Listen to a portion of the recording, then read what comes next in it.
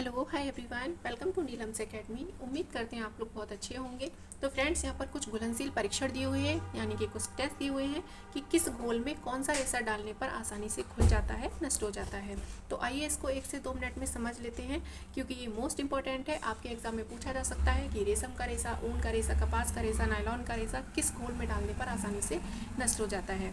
तो आइए इसको समझ लेते हैं। तो सबसे पहले दिया हुआ है एसिटिक एसिड ग्लेशियल।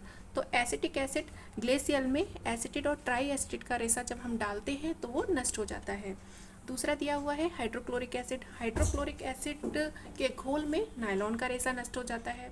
तीसरा दिया हुआ है सोडियम हाइपोक्लोराइड घोल। तो इसमें आपका रेशम तथा ऊन का रेशा आसानी से घुल जाता है और हाइड्रोक्लोरिक एसिड में भी ये घुल जाता है।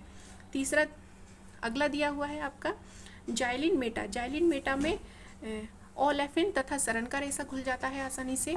नेक्स्ट दिया हुआ है आपका अमोनियम थियोसाइनेट। इसमें आपका एक्रिलिक का रेशा घुल जाता है और कुछ फारेनहाइट भी दे रखे हैं, ये आप खुद पढ़ लीजिएगा।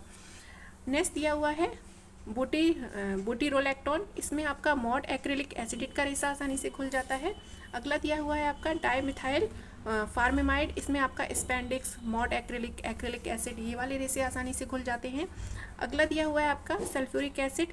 सल्फ्यूरिक एसिड में आपका कपास, लीलन, रेयॉन, नायलॉन एसिड के रेशे आसानी से घुल जाते हैं। ये बहुत मोस्ट इंपॉर्टेंट है, क्योंकि कपास और लीलन का रेशा पूछा जा सकता है कि कौन सा कपास और लीलन का रेशा किस घोल में आसानी से घुल जाता है, नष्ट हो जाता है।